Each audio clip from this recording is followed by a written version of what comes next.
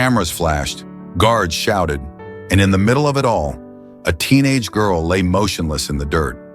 For a full 10 seconds, the entire zoo went silent. Even the peacocks stopped screeching. Children clutched their parents. Some cried, some stared, a few recorded, but no one moved. Down below in the elephant enclosure, the dust still swirled where her body had landed. Her backpack had flown off her shoulders mid-fall and landed yards away, torn open. Snacks spilled. A notebook fluttered in the breeze. One of her shoes lay awkwardly beside a boulder. And then, a rumble. Low, deep, ancient. It came from the largest elephant, the matriarch of the herd. Her ears spread wide, trunk lifting slowly into the air, tasting the disturbance. Her name was Mala. She weighed 7,200 pounds, and she was already walking toward the girl. Up on the platform, chaos. A security guard tried to open the gate, his hands trembling so badly he dropped the keys. A zookeeper screamed into her walkie-talkie. Someone, probably the girl's teacher, kept shouting her name. "Clara! Clara, can you hear me?" But Clara didn't move. She lay on her side, knees tucked in, hair plastered to her face with sweat. Her breathing was shallow. She had fallen nearly 15 feet over the railing after slipping on a slick patch of pavement near the edge. There hadn't been any fencing, just a thin metal bar meant to keep people from leaning too far. It hadn't worked. Now there were 6 elephants, real elephants, towering above her, and they were approaching. Mala was in front. Her daughter Tembo followed close behind. The rest lingered, cautious, forming a loose circle around the scene. The crowd buzzed with panic. Some shouted for help. Others shouted for someone to do something. But no one could. Not without risking more lives. Not without panicking the herd. And so, they watched, and waited, and prayed. Because the elephants could have trampled her. But instead, they did something no human could have predicted.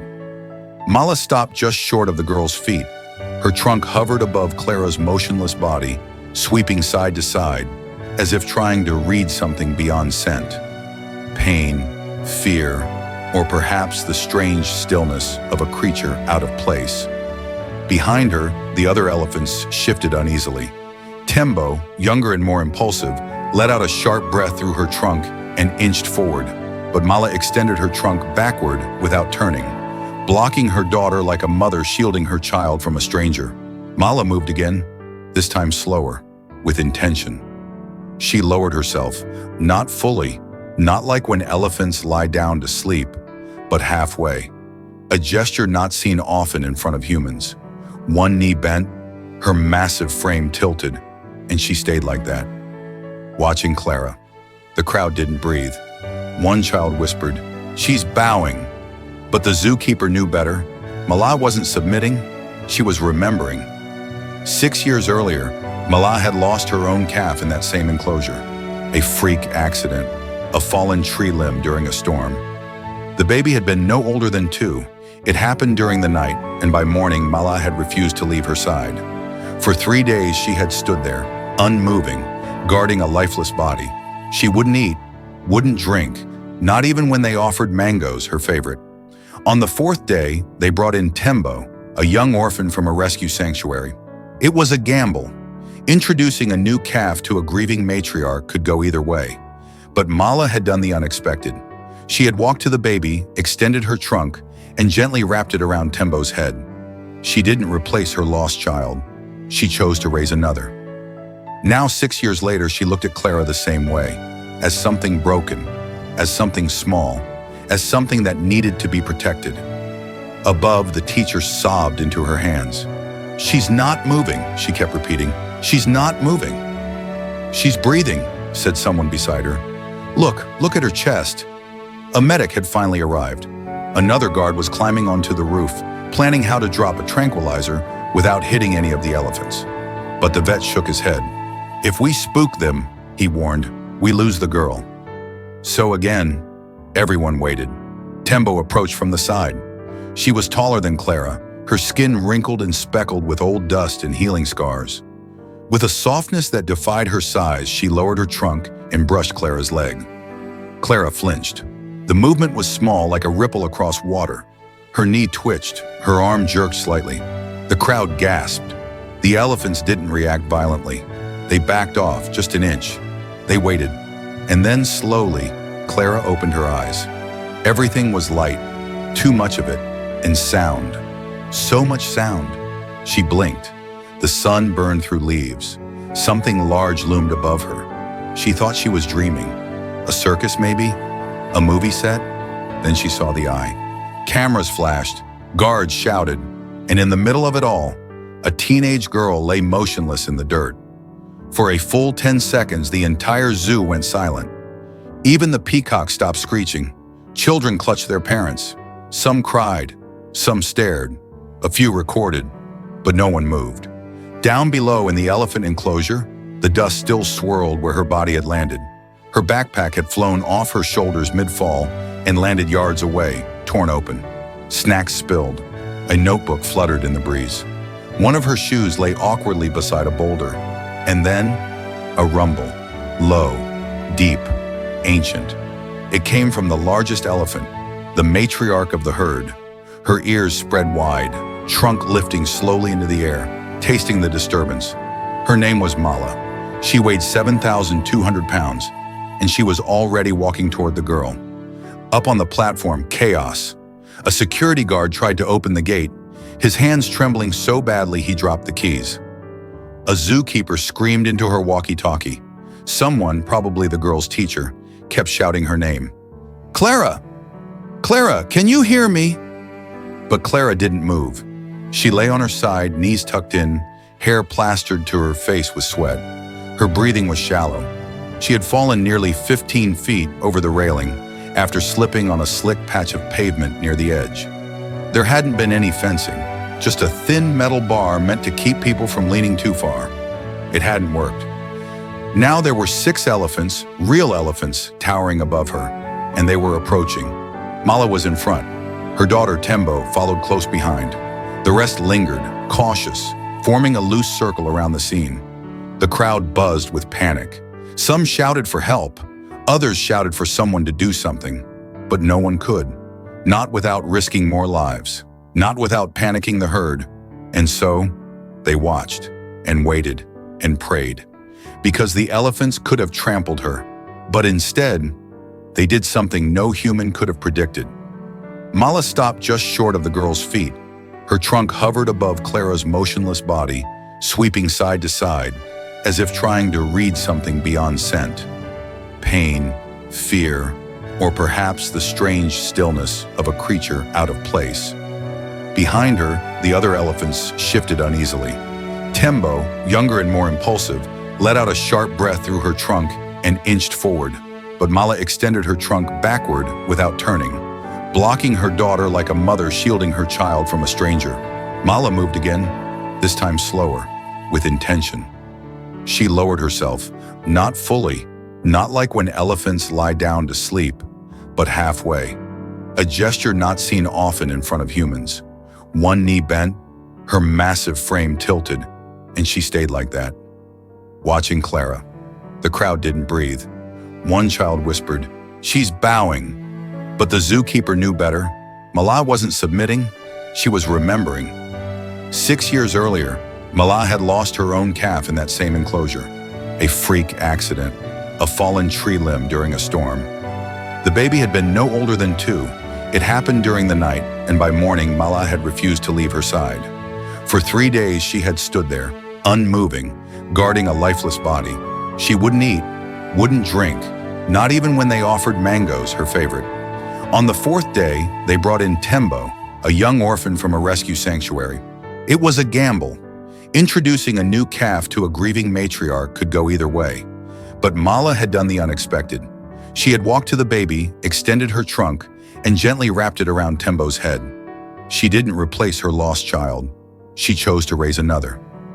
Now, 6 years later, she looked at Clara the same way, as something broken, as something small, as something that needed to be protected. Above, the teacher sobbed into her hands. "She's not moving," she kept repeating. "She's not moving." "She's breathing," said someone beside her. Look at her chest." A medic had finally arrived. Another guard was climbing onto the roof, planning how to drop a tranquilizer without hitting any of the elephants. But the vet shook his head. "If we spook them," he warned, "we lose the girl." So again, everyone waited. Tembo approached from the side. She was taller than Clara, her skin wrinkled and speckled with old dust and healing scars. With a softness that defied her size, she lowered her trunk and brushed Clara's leg. Clara flinched. The movement was small, like a ripple across water. Her knee twitched, her arm jerked slightly. The crowd gasped. The elephants didn't react violently. They backed off just an inch. They waited. And then slowly, Clara opened her eyes. Everything was light, too much of it, and sound. So much sound. She blinked. The sun burned through leaves. Something large loomed above her. She thought she was dreaming. A circus, maybe? A movie set? Then she saw the eye. And it wasn't just intelligence either. It was presence. Clara didn't give interviews, not at first. Her recovery was slow. Multiple cracked ribs, a fractured collarbone, mild concussion. But her mind? Her memory of that moment, crystalline, untouched by trauma, strangely intact. She kept dreaming of Mala, not just of her face, but of that breath, that deep, grounded exhale that felt like being seen, being held. Before the accident, Clara had always felt small, quiet, overlooked. At school, she was the background character, the reliable one, the girl with perfect attendance and nothing interesting to say. But after Mala, something shifted. A month after her release, she asked her parents to take her back to the zoo. She didn't want special treatment. She didn't want to be the girl who fell.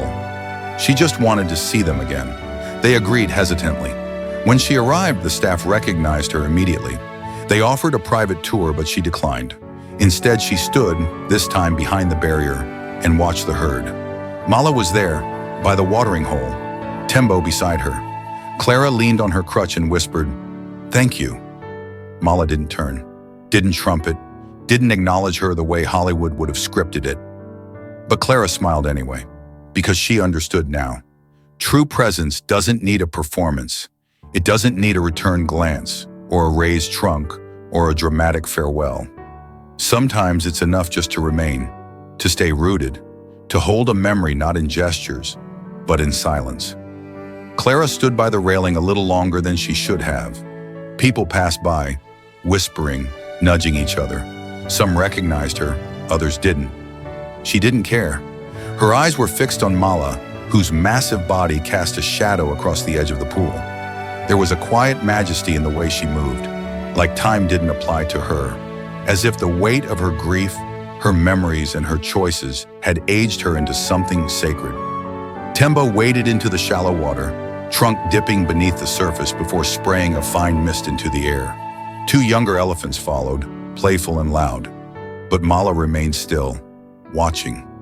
Clara took a breath, then another. She reached into her jacket and pulled out the photograph Tembo had dropped beside her, the one from her backpack. It had been folded now, kept in her drawer since the fall.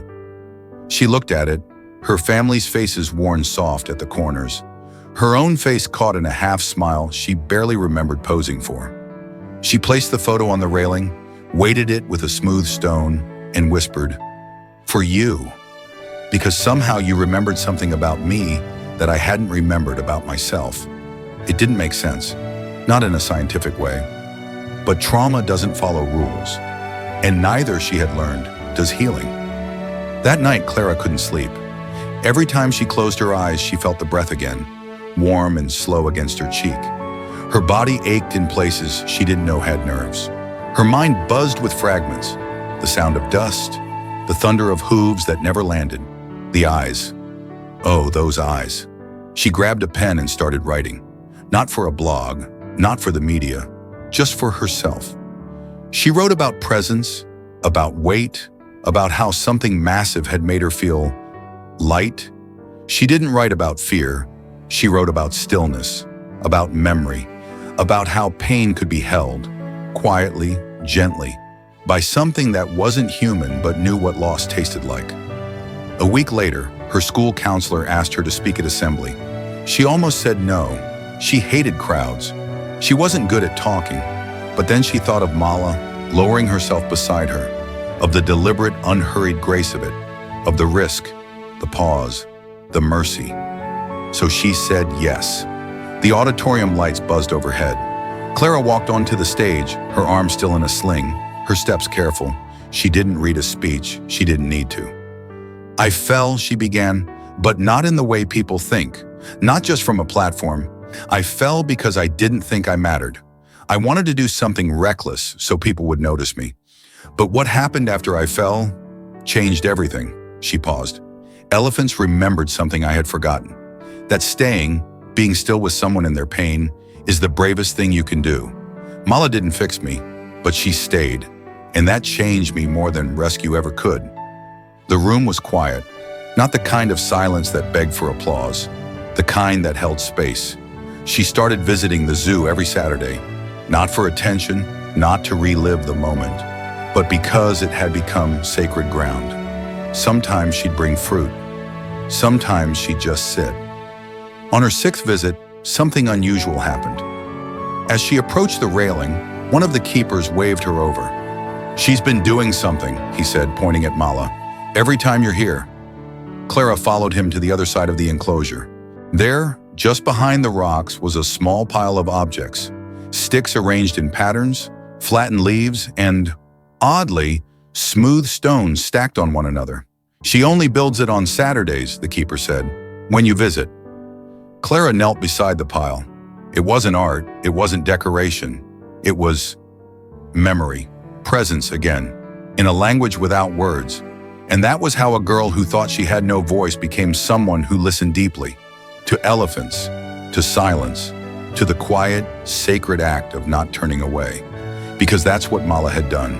She had stayed, not out of duty, not out of fear, but because something in Clara's stillness had called to something long buried within her own. A shared understanding. The way beings who have both known loss can recognize it in others, even across species.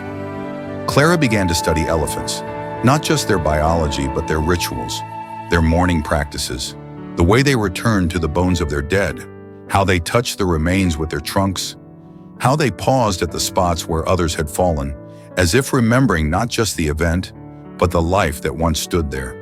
She learned that elephants would travel miles to stand silently where their kin had died, that they grieved, that they cried. And in learning about them, she began to learn about herself. Before the fall, Clara had floated through her own life like a shadow. She had never asked for much. She didn't raise her hand in class. She let her parents assume she was fine. She avoided mirrors, avoided opinions. Her presence, she believed, was something others merely tolerated. But elephants don't tolerate presence. They feel it.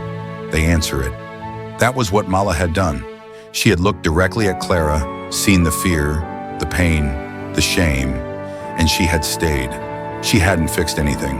She hadn't roared the fear away or charged some villain. She had simply been there. In a world where people fled discomfort, turned their eyes from pain, filled every silence with noise, Mala had chosen stillness. And that, Clara realized, was more powerful than any act of saving. Word of Clara's recovery reached further than expected. A wildlife photographer reached out, asking to tell her story. A sanctuary in Kenya sent her a letter, inviting her to visit. Even a small nonprofit dedicated to elephant conservation asked if she would be willing to become an ambassador for their awareness campaign. Clara didn't answer any of them right away. She didn't feel like a spokesperson or a symbol. She still flinched at loud sounds, still woke up with the phantom feeling of air rushing past her ears, of weightlessness before impact.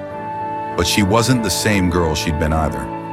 Not since Mala had leaned in, not since that breath, not since that moment where everything had gone still and stayed that way just long enough for something sacred to enter. One evening, weeks later, she returned to the zoo after hours. Her counselor had arranged it. Healing closure, they called it. Clara didn't need closure. She just wanted to sit in the quiet again. The keepers let her in, and she walked the perimeter of the enclosure, the sky darkening into a soft indigo. The elephants were calm.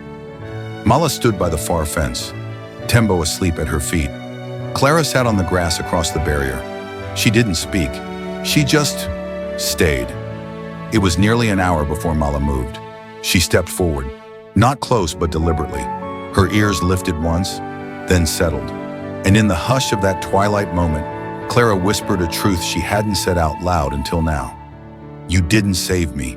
You reminded me that I was worth saving." That was the turning point, not the fall, not the media frenzy, not even the rescue. It was this, realizing that what had once felt like the end had actually been an opening. That in falling, she had landed not into danger, but into memory, into the arms of something ancient, watchful, and strangely merciful. Because mercy, Clara realized, wasn't always loud or obvious. It didn't come wrapped in sirens or applause. Sometimes it came in the form of restraint, in what didn't happen, in what could have, but didn't. The elephants could have panicked, could have trampled, could have retreated. Instead, they had chosen stillness. And in that stillness, something ancient had unfolded, a kind of wisdom Clara hadn't known she was missing. In the days that followed, she noticed how people treated her differently. Teachers looked at her longer before speaking. Her classmates stopped whispering when she walked by. Even her parents hovered in ways they hadn't before, their hands always reaching, always checking. But it wasn't the fall that had changed her. Not really. It was the moment after. The breath, the weight, the decision to stay. And now that she knew what it felt like to be seen without being asked to perform, to be held in quiet rather than rescued in noise, she found herself craving that kind of presence everywhere. She started spending more time alone, not in sadness, but in observation. Parks, shelters, trails at the edge of town. She began volunteering at an animal rescue center, not telling anyone who she was or what had happened, just cleaning stalls, brushing fur, showing up. She learned the rhythm of creatures who didn't expect her to speak. She noticed how goats nuzzled into each other when it rained, how injured dogs licked their own wounds but paused when another came close, how barn cats touched noses without sound, passing entire conversations through breath alone. She started bringing her notebook again, not the old one, torn and water-stained, but a new one. She didn't write poetry. She didn't write facts. She wrote presence. One afternoon, a small child wandered into the enclosure gate at the rescue center, a flimsy latch left open. The boy was maybe 3. Everyone froze except Clara. She walked in slowly, sat down cross-legged in the dirt, just a few feet from a spooked donkey that had been abused in its former life. The child was close to its hooves, laughing, reaching. Clara didn't call out. She didn't rush. She just breathed, low even, calm, and placed her open palm in the space between them. And the donkey, ears twitching, body trembling, stepped back, not toward the child, but toward Clara. She met its eyes. And in that moment, she wasn't a girl who had fallen. She was someone who had learned how to stay. Weeks later, the boy's mother called her brave. Clara smiled politely, but the word didn't quite fit. She didn't feel brave. She felt attentive, aware, connected to something older than fear.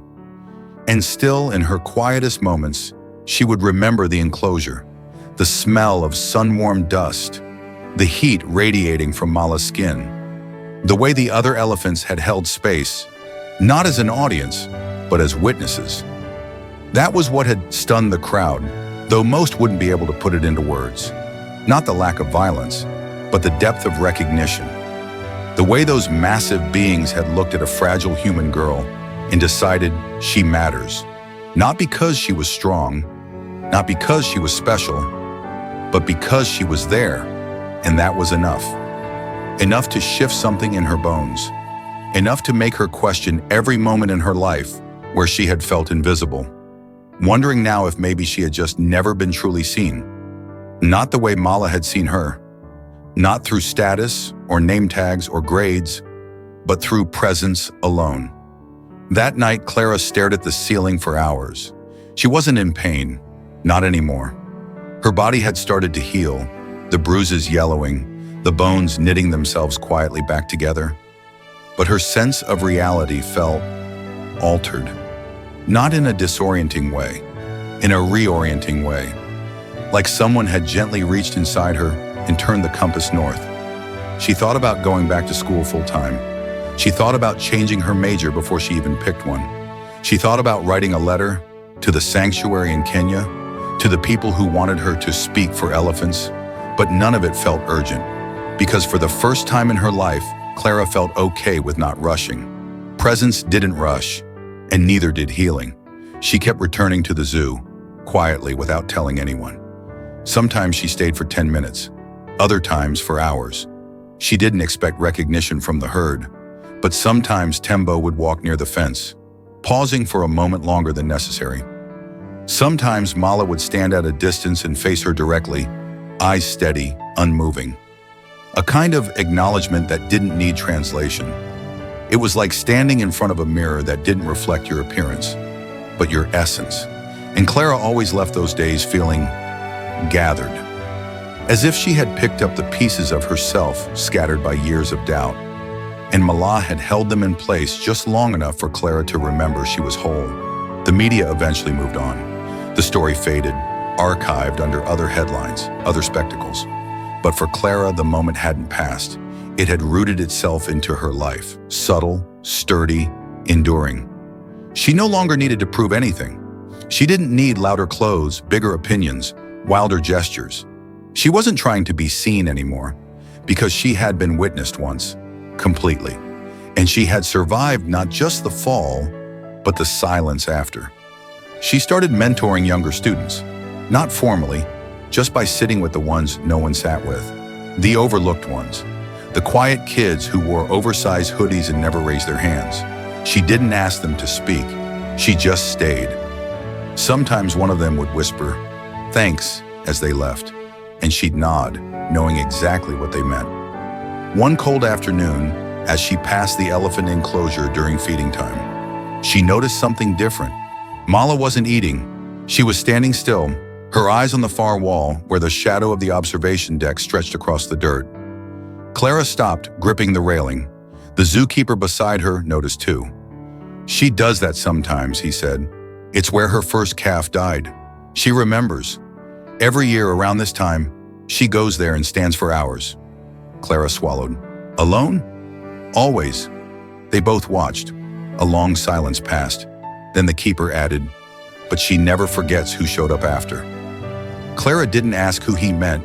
She didn't need to, because presence, true presence, leaves a mark, not loud, not visible, but lasting.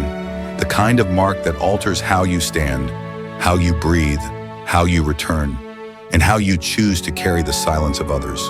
Not to break it, not to fix it, but to hold it gently, as Mala had once held her presence, without demanding explanation, without asking it to be louder, cleaner, easier. Clara started noticing that silence was everywhere. It hummed beneath the conversations people were too afraid to have. It pulsed in the pauses between texts left unanswered. It echoed in the looks parents gave their children when they didn't know how to say they were sorry. It vibrated in the way strangers averted their eyes from someone crying on a bus or limping through a crowd. And for the first time, Clara didn't look away. She let herself see it, stay with it, carry it. Not because she had the answers, but because she knew how it felt when someone didn't turn away. At the Animal Rescue Center, one of the senior volunteers, a woman in her 70s named Lillian, began calling Clara the still one. "You've got that calm in you," she said one afternoon, wiping her hands on her apron. "The kind that animals notice. Like you know how to wait for a broken thing to come closer instead of chasing it." Clara didn't know how to respond, so she just smiled.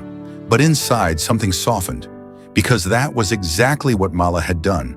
She hadn't rushed toward her. She hadn't recoiled either. She had waited, with the kind of patience that says, "I know this hurt. I know it's real, and I'm not going anywhere." Weeks passed, then months. Seasons changed. School resumed. Life from the outside looked ordinary. But Clara was no longer the girl who fell. She was the girl who had been allowed to rise. Not by being pulled up, but by being given space to find her footing. The kind of space only presence could give. She returned to the zoo one spring morning and found the enclosure freshly cleaned, the air thick with the scent of wet straw and citrus. Mala was near the fence, chewing slowly, her trunk curling around half a papaya. Tembo was further off, helping a calf learn to spray water from its trunk. Clara stood silently at the railing, her hands tucked into her sleeves. After a while, Mala turned her head. Not dramatically, not suddenly, just enough. Enough to say, "I see you."